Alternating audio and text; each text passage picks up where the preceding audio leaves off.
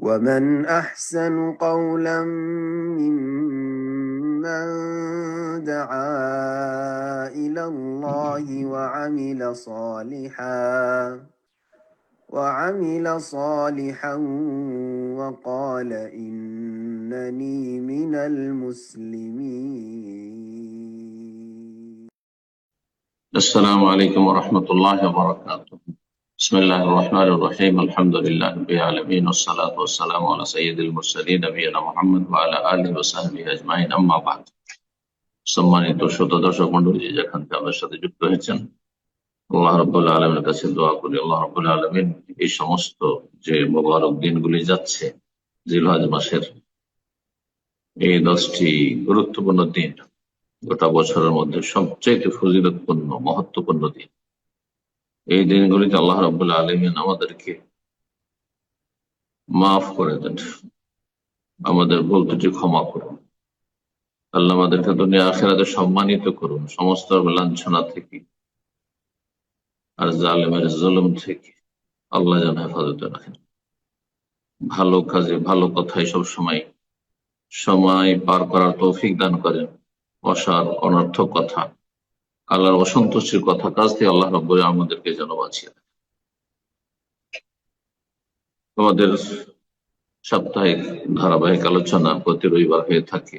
আজকেও তারই ধারাবাহিকতায় আমাদের যে আলোচনা চলছে, এই হজ বা কুরবানি মৌসুমে হজ ও কুরবানি, ফিকহুল হজ ওয়াল উযহিয়া, হজ ও কুরবানির মাসাইল, পর্ব নম্বর 4 আজকে আলোচনা করব। আজ তারিখ 7 জিলহজ 1447 হিজরি মোতাবেক 24 মে 2026।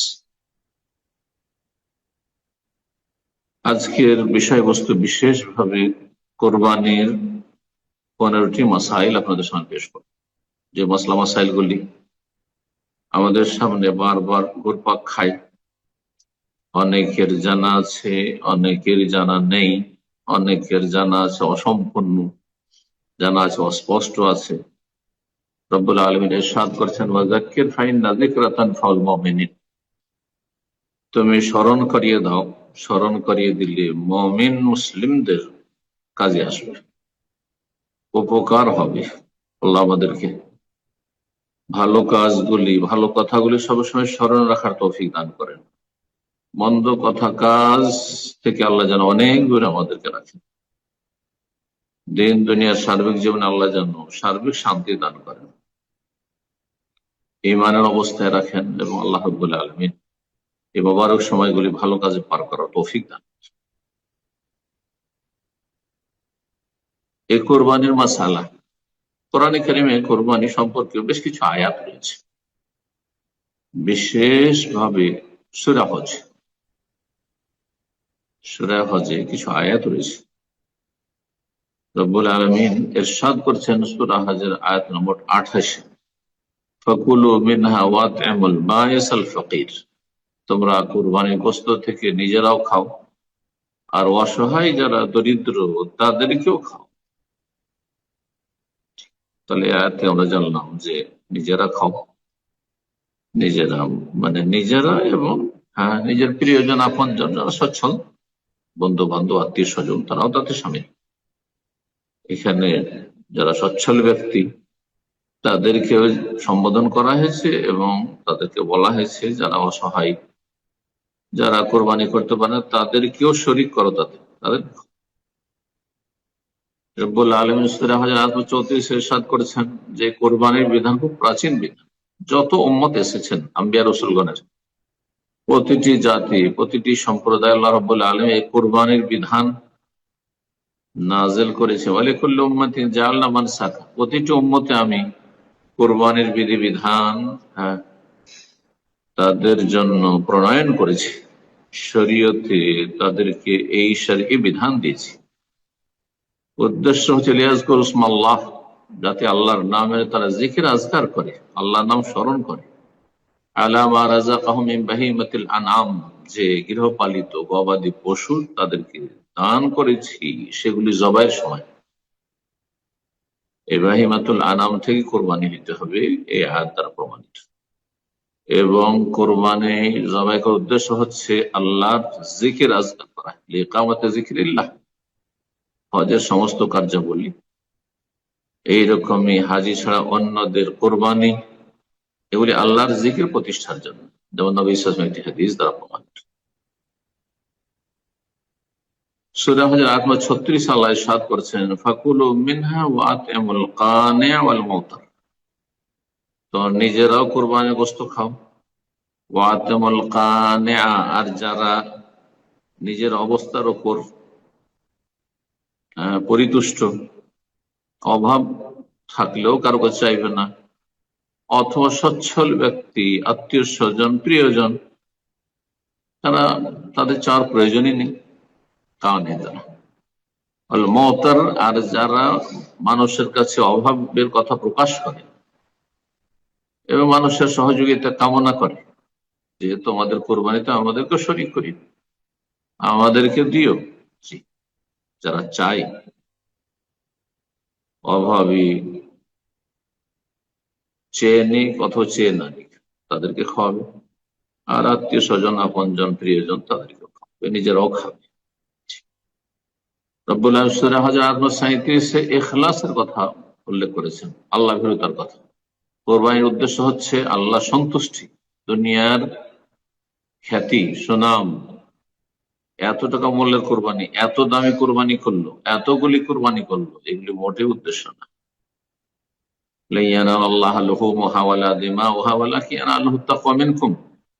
আল্লাহর কাছে কখনো কোরবানি গোশত, রক্ত এসব পৌঁছে না। তবে আল্লাহর কাছে কি পৌঁছে? তোমাদের পক্ষ থেকে তার ভয় ভীতি, কতটা অন্তরে ভয় ভীতি নিয়ে আল্লাহ সন্তুষ্টির জন্য, আল্লাহর সান্নিধ্য লাভের জন্য করেছিল।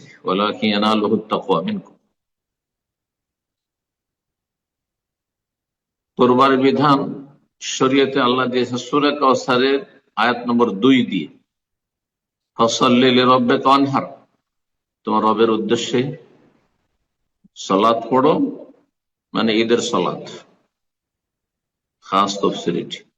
ওয়ানহার, এবং কোরবানি করো, ঈদের দিনে কোরবানিও করো। তাহলে ঈদের সালাত পড়ার বিধান আসলো, আর ঈদুল আজহার কোরবানির কথা আসলো। ঈদুল আজহার সালাত এবং ঈদুল আজহার এই কোরবানির কথা সূরা কাউসারে আসলো। আব্দুল্লাহ বিন আব্বাস রাদিয়াল্লাহু তাআলা আনহুমা এই আয়াতের তাফসীর করে বলছেন যে আন-নাহর ওয়ান-নুসুক ওয়ায-যাবহু ইয়াউমাল আযহা, কোরবানির দিনে, ঈদুল আজহার দিনে কোরবানি করা। ওয়ানহার, নাহার করা, যদিও নাহার শব্দটি উট জবাইয়ের ক্ষেত্রে ব্যবহার হয়ে থাকে, কিন্তু কখনো কখনো শুইয়ে দিয়ে যেমন গরু আর ছাগল জবাই করা হয়, সেটির উপরও তার প্রয়োগ হয়ে থাকে। তাই বলছেন ওয়ান-নাহরু ওয়ান-নুসুক ওয়ায-যাবহ, কোরবানি করা এবং জবাই করা আল্লাহর জন্য জবাই করে, আল্লাহ সামান্যের জন্য নয়, শিরক মুক্ত জবাই হতে হবে।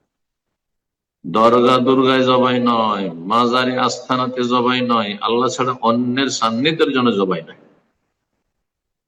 বরং আল্লাহ রাব্বুল আলামিনের জন্য সে জবাই হতে হবে।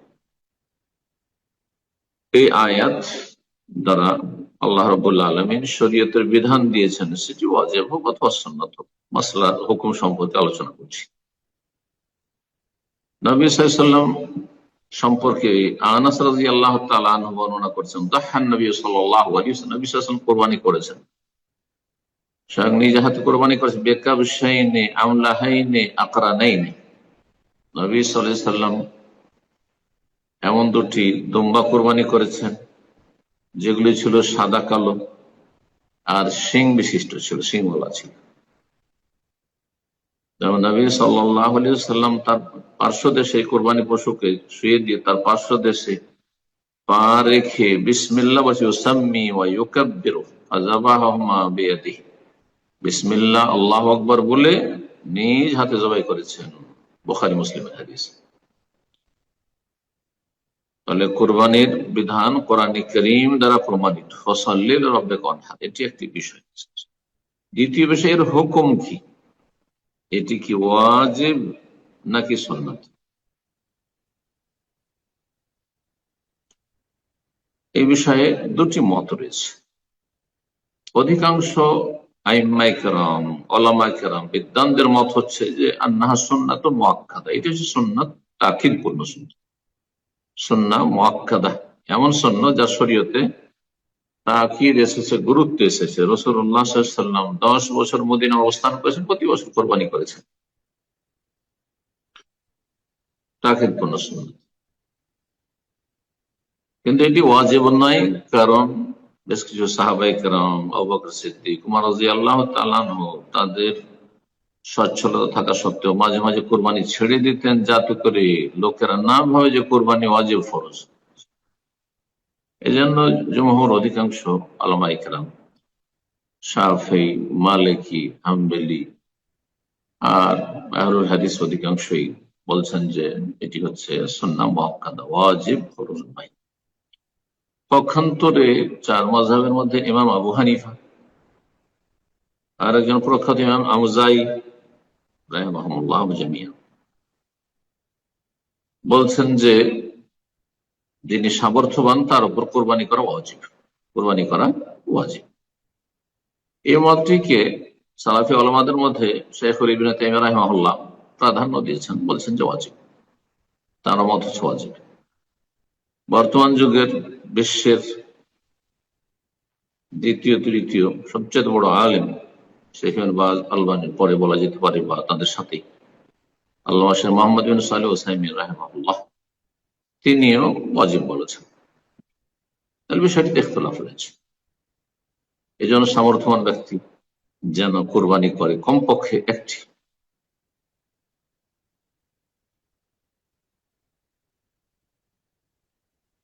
আল্লাহু তাআলা আ'লাম।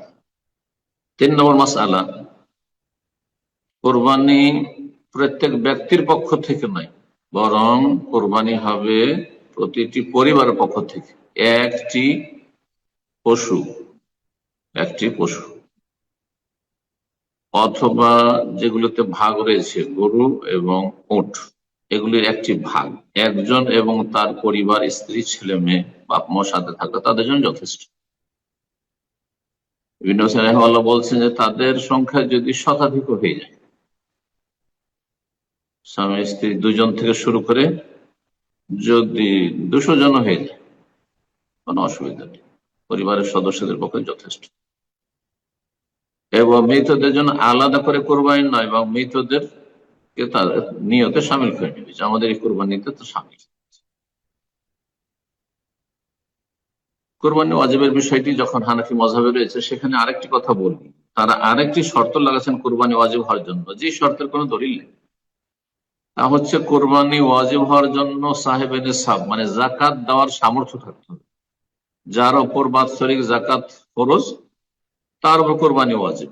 তাহলে যাদের টাকা পয়সা আছে, কোরবানি খেয়ে দিয়ে কোরবানি দিতে পারবে, কিন্তু যাকাতের মতো টাকা থাকে না, সাহেব পৌঁছে না, তাদের জন্য কোরবানি ওয়াজিব নেই হানাফি মাযহাব। এই ফতোয়া শুধু হানাফি মাযহাবে রয়েছে, অন্য কোনো মাযহাবে নেই। এই ফতোয়াটি ঠিক নেই। এটা অনেক ভাই বোনেরা আমাদের জিজ্ঞেস করে থাকেন, সুতরাং আজকের আলোচনায় স্পষ্ট জেনে নিলেন যে এই এমন কোন শর্ত নেই, কোন হাদিস দ্বারা প্রমাণিত নাই যে কোরবানি শুধু সেই ব্যক্তির উপর ওয়াজিব যেই ব্যক্তির যাকাতের নেশাব রয়েছে। যাকাত দেওয়ার মতো নেই, 7.5 ভরি স্বর্ণ নেই, অথবা চাঁদি টাকার যে নেশাব রয়েছে সেই পরিমাণ টাকা তার গোটা বছর ধরে জমা থাকে না, মাঝে মাঝে হয়, মাঝে মাঝে আবার এমটি খালি হয়ে যায়, তাহলে তার কোরবানি নেই, এমন ফতোয়া ঠিক নয়। আল্লাহু আ'লাম। প্রতিটি পরিবারের জন্য একটি কোরবানি যথেষ্ট। ইমাম মুসনাদ আহমদ, আবু দাউদ, নাসাই, তিরমিজি, এই কিতাবগুলিতে হাদিস রয়েছে। নবী সাল্লাল্লাহু আলাইহি ওয়াসাল্লাম বলছেন, ইন্না আলা আহলি কুল্লি বাইতিন ফি কুল্লি আমিন উযহিয়া। শোনো, প্রত্যেক পরিবারের উপর প্রতি বছরে একটি করে কোরবানি রয়েছে। যদি হাদিসটিকে কেউ গজঈফ বলেছেন, প্রতিটি পরিবারের পক্ষ থেকে, তাহলে একটি কোরবানি প্রতিটি পরিবারের হাদিস প্রমাণ করে। নবী সাল্লাল্লাহু আলাইহি ওয়াসাল্লাম সেই হাদিস দ্বারা প্রমাণিত যে তিনি যখন কোরবানি করেছেন তখন নিজের পরিবারকে সামিল করেছেন। এই নয় যে এটি আমার পক্ষ থেকে, এই ভাগটি আমার স্ত্রী আয়েশার পক্ষ থেকে, হাফসার পক্ষ থেকে, উম্মে সালমার পক্ষ থেকে, জাইনাবের পক্ষ থেকে, না, এরকমটা করেন। এই হাদিসটি শুনে আপনাদেরকে সহিহ মুসলিমের 5203 নম্বর হাদিস, আয়েশা রাদিয়াল্লাহু তাআলা আনহা বলেন, আন্না যাকালা আলা উযহিয়াতিন, নবী সাল্লাল্লাহু আলাইহি ওয়াসাল্লাম যখন তার কুরবানির পশু জবাই করলেন, বিসমিল্লাহ, আল্লাহর নামে শুরু করছি জবাই, আল্লাহ তাকাব্বাল মিন মুহাম্মাদিন সাল্লাল্লাহু আলাইহি ওয়াসাল্লাম, হে আল্লাহ তুমি কবুল করো মুহাম্মদ সাল্লাল্লাহু আলাইহি ওয়াসাল্লামের পক্ষ থেকে, ওয়া আলে মুহাম্মদ, মুহাম্মাদের পরিবার পরিজনের পক্ষ থেকে, ওয়া মিন উম্মতি মুহাম্মদ, মুহাম্মদ সাল্লাল্লাহু আলাইহি ওয়াসাল্লামের উম্মতের পক্ষ থেকে, মুহাম্মদ সাল্লাল্লাহু আলাইহি ওয়াসাল্লামের উম্মতের পক্ষ থেকে। আমাদের দেশে অনেক মানুষের, বিশেষ করে হানাফি ভাই বোনেরা, এরা নবীর নামে এক ভাগ কুরবানি করে, এর কোনো দলিল নেই, কোন একজন সাহাবীও করেন। বরং আপনি আমি ফরজ সুন্নত নফল যা কোনো আমল করব, যে কোনো আমল করি না কেন, যে কোনো আমল করেন, কোরবানি হোক আর এই যে 5 ওয়াক্ত সালাত হোক আর সুন্নত হোক আর বেতর হোক আর সিয়াম হোক আর এই যে আরাফা হোক, যা কিছু করছেন আপনি, হজ হোক উমরা হোক, এক ভাগ করে নবী সাল্লাল্লাহু আলাইহি ওয়াসাল্লাম এমনিতে পাচ্ছেন, কারণ তার মাধ্যমে আল্লাহ আমাদেরকে হেদায়েত নসিব করেছেন,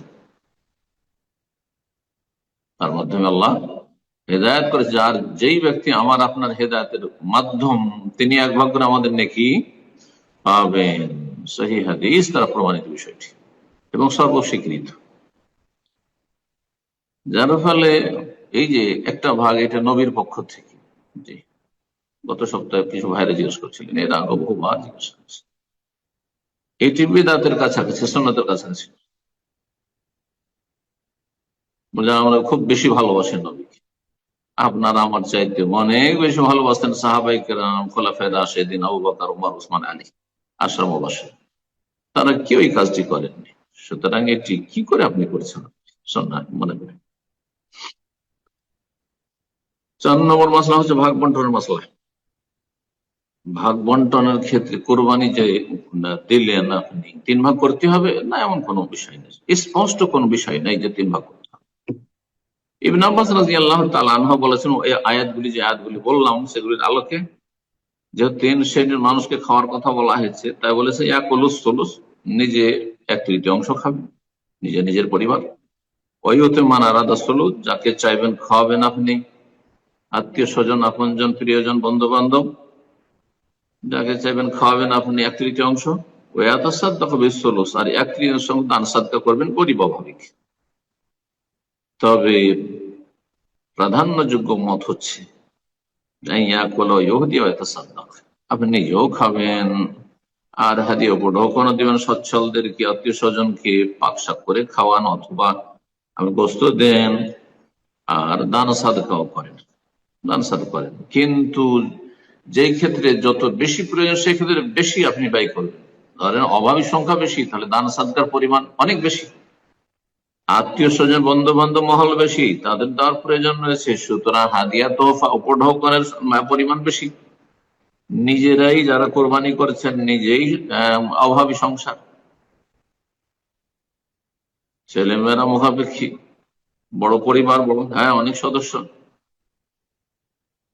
তো নিজে রাখতে পারে, অধিকাংশ রেখে নিতে কোনো অসুবিধা নেই। আল্লাহ তাআলা।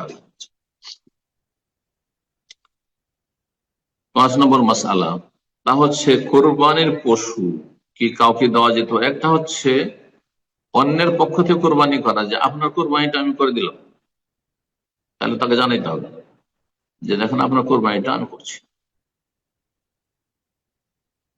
অথবা নেকিতে সামিল করলাম, নেকিতে সামিল করলে বলার কোনো প্রয়োজন, যে গোটা দুনিয়ার মানুষকে নেকিতে সামিল করতে পারে।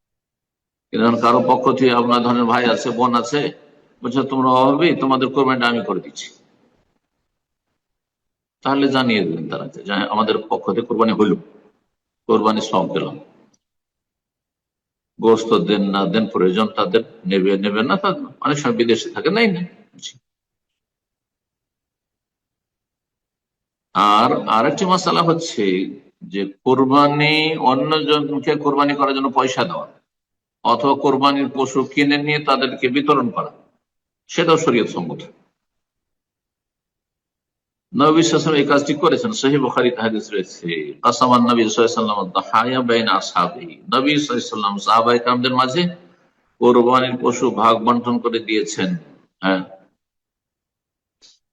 যাদেরকে মনে করেছেন যাদেরকে দেওয়ার প্রয়োজন রয়েছে, যাও একটা করে কোরবানি নিয়ে যাও, একটা কোরবানি পশু নিয়ে যাও, ভাগ করে দিতে পারবেন।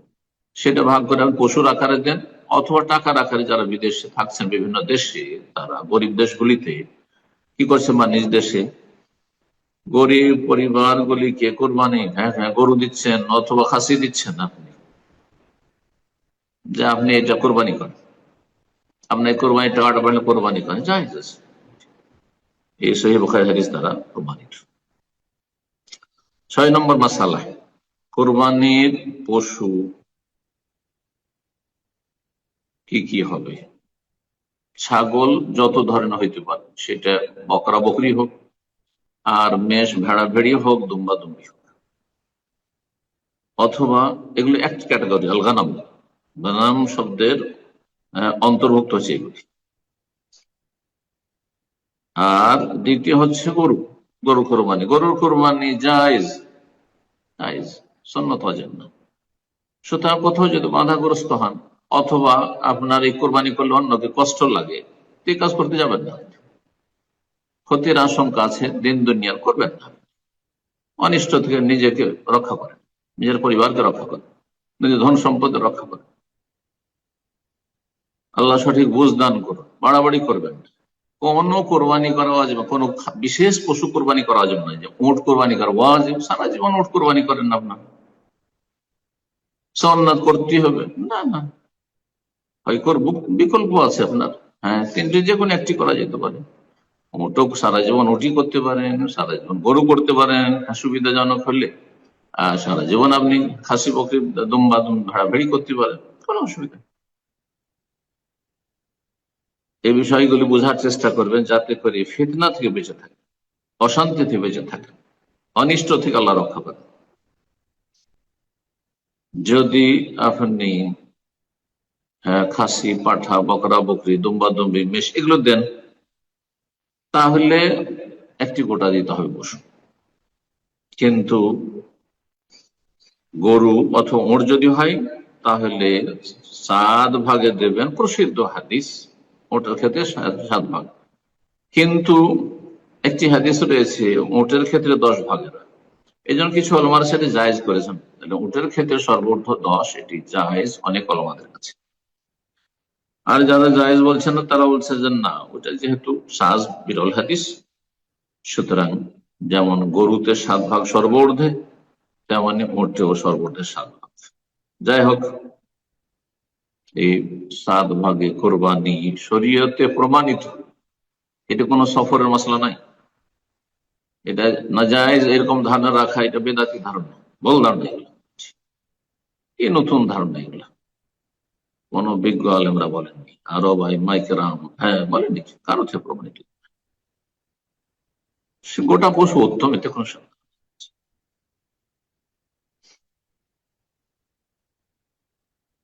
7 নম্বর মশালা, কোরবানি পশুর চামড়ার মশালা।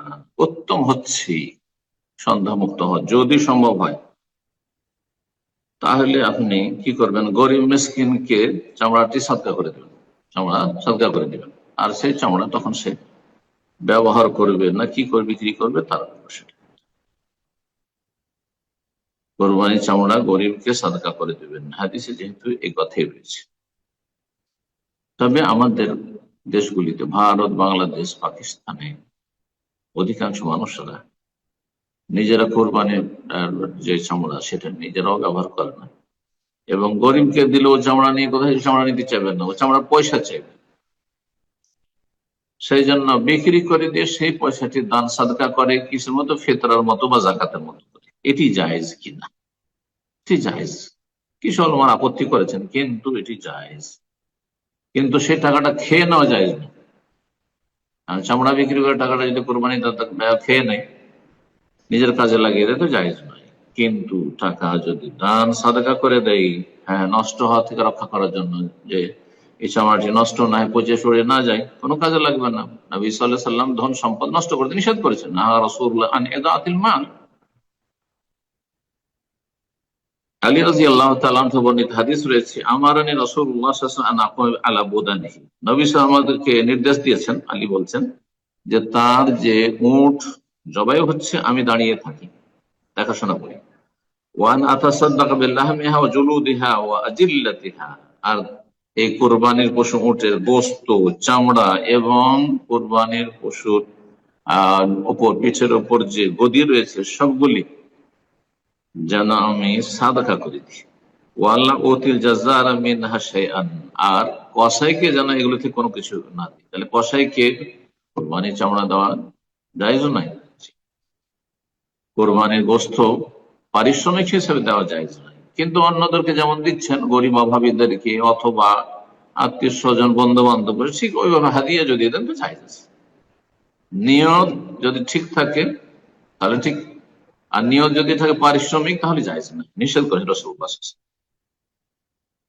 কালা আলী বলছেন, না হ্যাঁ নতিহমিন এনদের না, পারিশ্রমিক ওয়াসাইকে আমরা পারিশ্রমিক নিজের পকেট থেকে দিতাম। সহিহ বুখারী 1717, সহিহ মুসলিমের 1317 হাদিস।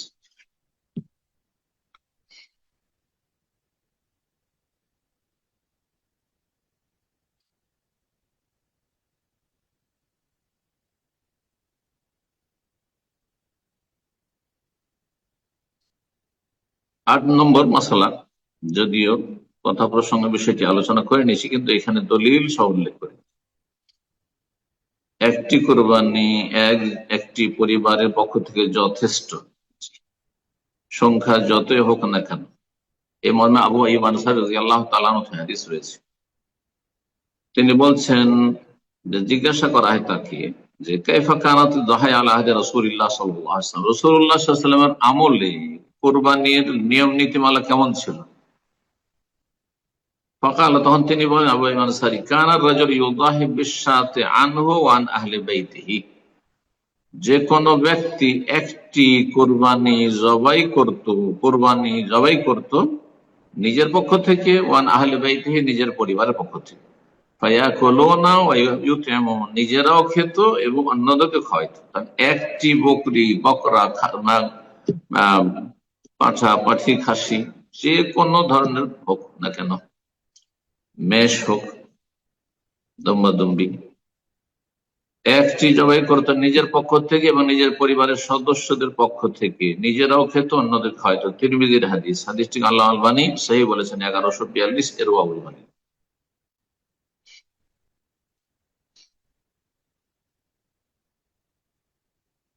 এখানে একটি কথা বলেন যে কোরবানির ক্ষেত্রে যে দোষ ত্রুটি আসছে, দোষ ত্রুটি সামনে আলোচনা করি ইনশাআল্লাহ। তখন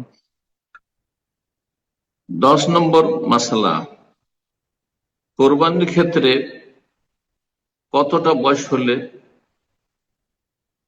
সেটা যথেষ্ট হবে।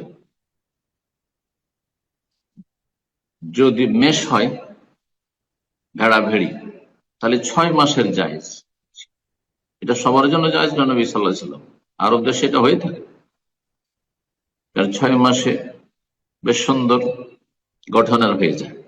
কিন্তু আমাদের সে মেষে ভেড়া ভেড়ে কোরবানি খুব কম হয়, যার ফলে অনেকের এই মাসলা অজানা।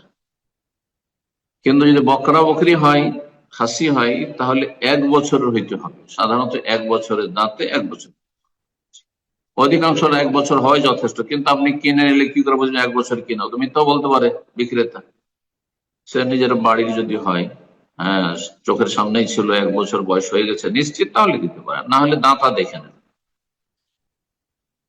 গরুর ক্ষেত্রে 2 বছরের বয়স হইতে হবে, 2 বছর বয়সের হইতে হবে, কারণ 2 বছরে গিয়ে গরুর দাঁত হয়। ওটের ক্ষেত্রে 5 বছর হইতে হবে, 5 বছরের কমে কোন ওটের কোরবানি হবে না, কারণ সাধারণত 5 বছরে গিয়ে মসৃণ না হয়।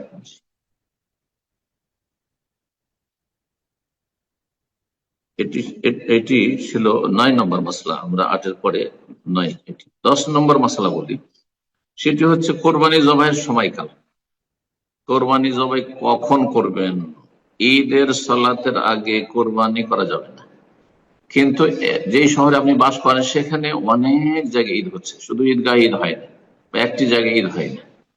আজকাল তো অনেক মসজিদে ঈদ হচ্ছে একই শহরে, তাহলে সর্বপ্রথম যে ঈদটি হয়ে গেল, আপনার সর্বপ্রথম যে মসজিদে বা যে ঈদগাহে ঈদ হয়ে গেল, আগে পরে ঈদ হচ্ছে প্রথম যে ঈদটি, সেই ঈদের সালাতের পরে কোরবানি করতে পারবেন।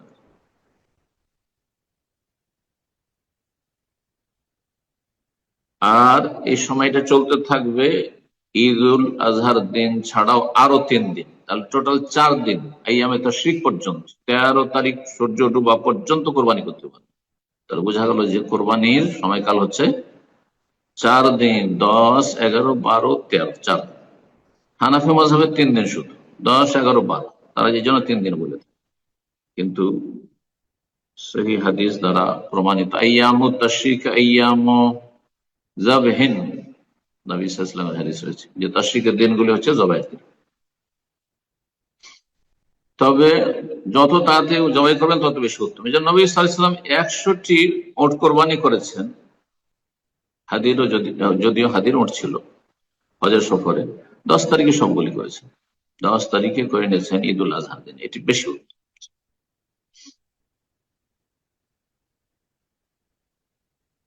আচ্ছা, দিনেই জবাই করতে হবে কোরবানি পশু, রাত্রে জবাই করা জায়েজ? কিছু কিছু ফুকাহে কেরাম রাতে জবাই করে মাকরুহ বলেছেন, কিন্তু কোনো দলিল নেই। রাতে দিনে সব সময় জবাই করা জায়েজ এই 4 দিনের ভিতরে। এমন কোন দলিল নেই যে বিশেষ সময়গুলিতে জবাই করা যাবে না, সূর্য ওঠার সময়, সূর্য ডোবার সময়, অথবা রাতের অন্ধকার জবাই করা যাবে না। যদি রাতে আপনি জবাই করতে পারেন কোনো অসুবিধা নেই। 11 নম্বর মাসআলা হচ্ছে সবচেয়ে উত্তম কোরবানি কি? সবচেয়ে উত্তম কোরবানি হচ্ছে গোটা একটি উট, 1 নম্বরে। তারপরে গোটা একটি গরু, তারপরে হচ্ছে গোটা একটি ছাগল, তারপরে তখন 4 নম্বরে হচ্ছে মোটের ভাগ, একটি ভাগ, আর 5 নম্বরে হচ্ছে গরুর ভাগ। তো এত গরু নিয়ে কেন মাথামাতি করতে যাবেন? গরু তো 5 নম্বর স্তর, যদি সম্ভব হয় আলহামদুলিল্লাহ, আর না হয় তাহলে যেটা আপনার জন্য সহজ সেটা করেন। ফাত্তাকুল্লাহ মাস্তাতাতুম, যথাসাধ্য আল্লাহকে ভয় করো। আল্লাহ সন্তুষ্টি কাজ করবে নিজের সাধ্য অনুযায়ী, ক্ষমতা অনুযায়ী। 12 নম্বর মাসআলা হচ্ছে কোরবানি পশু দোষ ত্রুটি। 4টি বড় ধরনের দোষ রয়েছে, এই 4টি দোষের কোন একটি দোষ ত্রুটি যদি থাকে তাহলে কোরবানি জায়েজ না। নবী সাল্লাল্লাহু আলাইহি সাল্লামের হাদিস দ্বারা প্রমাণিত যে আরবাউন লা তাজুযু ফি দাহায়া, 4 প্রকারের কোরবানি পশু রয়েছে যা কোরবানি করা জায়েজ নয়। আল আরজা আল বাইয়িনু দালউহা, সুস্পষ্ট খোঁড়া, এত খোঁড়া যে চললেই বোঝা যায়, স্পষ্ট বোঝা যায় যে খোঁড়া। সামান্য যদি হয় তাহলে বেশি বোঝা যাচ্ছে না, এক একটু, তাহলে জায়েজ। 2 নম্বর হচ্ছে আল আওরা ওয়াল বাইয়িন আওয়ারুহা, অন্ধ, কানা, স্পষ্ট বোঝা যাচ্ছে যে চোখে দেখে না। 3 নম্বর হচ্ছে আল ওয়াল মারিদাতু আল বাইয়িন মারাদুহা, এত রুগ্ন যে বোঝা যাচ্ছে যে এটি পশুটি খুব রোগী, রোগাক্রান্ত, বেশি রোগী, স্পষ্ট বোঝা যাচ্ছে। আল বাইয়িন মারাদুহা। 4 নম্বর ত্রুটি যাতে কোরবানি চলবে না, ওয়াল আজফা আল্লাতী লা তুনকি, এমন ক্ষীণ দুর্বল যে হাড্ডিতে চামড়া লেগে গেছে, যাতে কোনো গোস্তই দেখা যাচ্ছে না, হাড্ডি জেগে যাচ্ছে। ইমাম মালিক রাহিমাহুল্লাহ হাদিসটি তার মুয়াত্তায় বর্ণনা করেছেন এবং সুনানের কিতাবাতে হাদিসটি রয়েছে। 13 নম্বর মাসআলা, যেটাকে অনেকে ত্রুটি মনে করেন, সেটা খাসি করা যদি থাকে তাহলে জায়েজ কিনা? জায়েজ। বিনা খাসি অর্থাৎ পাঁঠাই হইতে হবে, খাসি করলে হবে না এমন কথা নেই। অন্ডকোষ যে বের করে না হয়, এটাকে এক শ্রেণীর লোকের এটাকে মনে করেছে আইব, দোষ, হয়তো কেটে গেলেন আপনি, সেজন্য কোরবানি করা জায়েজ নয় বা মাকরুহ না, ভুল কথা। বরং এটার উদ্দেশ্য হচ্ছে আরো গোশতকে সুস্বাদু করা, সেজন্য সেটি জায়েজ। খাসির কোরবানি আমাদের দেশে হয়ে থাকে, কোনো আপত্তি নেই। নবী সাল্লাল্লাহু আলাইহি ওয়াসাল্লাম করেছেন, হাদিসে রয়েছে নবী সাল্লাল্লাহু আলাইহি ওয়াসাল্লাম 2টি দুম্বা কোরবানি করেছেন খাসি করা।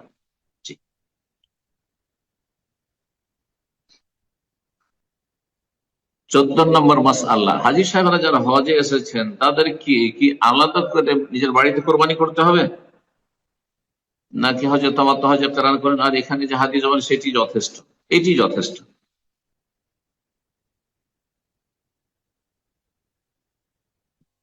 এটি যথেষ্ট। নবী সাল্লাল্লাহু সাহাবায়ে কেরামগণ হজে এসে হজ করছেন, হাদি জবাই করছেন, আর মদিনা তাদের পক্ষ থেকে কোরবানি হচ্ছে, এমন কোরবানি। কিন্তু যদি কেউ করে তো জায়েজ, করলে কোনো দোষ নেই।